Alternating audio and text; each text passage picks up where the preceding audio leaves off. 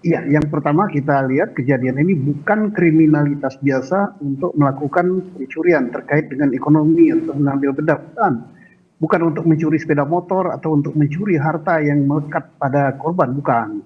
Nah, kalau bukan itu berarti ada tujuan tertentu. Nah, karena ada tujuan tertentu, saya yakin bahwa bukanlah masalahnya dendam pribadi antara pelaku dengan si korban. Tapi ada otaknya. Karena ada otaknya, ada pelakunya, ada pengamat, tentunya ada rencana, berarti kejahatan ini terorganisir. Gitu. Jelas terorganisir, kejahatan berencana.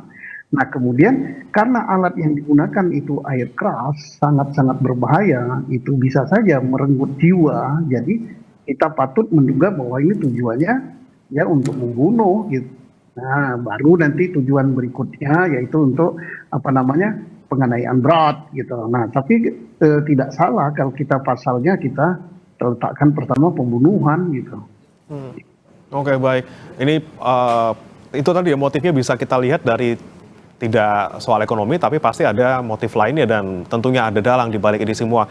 Kembali saya ke Pak Usman. Pak Usman, ini tentunya adalah kita lihat bersama dalam tanda kutip ini ancaman terhadap mereka yang kritis seperti itu. Should we move back karena ada hal ini, dan bagaimana kita tetap bisa kritis tapi kita juga bisa aman?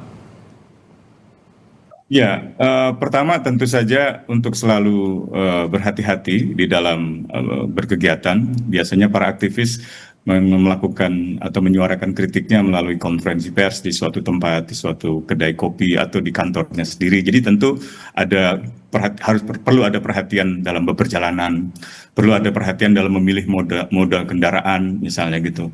Motor, misalnya terhadap Andri, saya beberapa kali sempat bicara kepada Andri bahwa Andri mengingat ia pernah mengalami teror sejak ia mendatangi Hotel Fairmont pada Maret tahun yang lalu.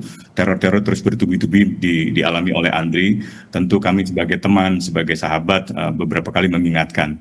Nah, meskipun demikian situasi ini ternyata tidak bisa kami cegah juga gitu. Ada beberapa hal lain, misalnya menyangkut keamanan keselamatan kantor, atau misalnya ketersediaan kamera CCTV itu di setiap kantor, di rumah juga. Bahkan kemarin juga kami menerima informasi bahwa kantor yang juga merupakan jaringan kontras di Yogyakarta, yaitu Social Movement Institute, itu mendapatkan kiriman ular gitu ya.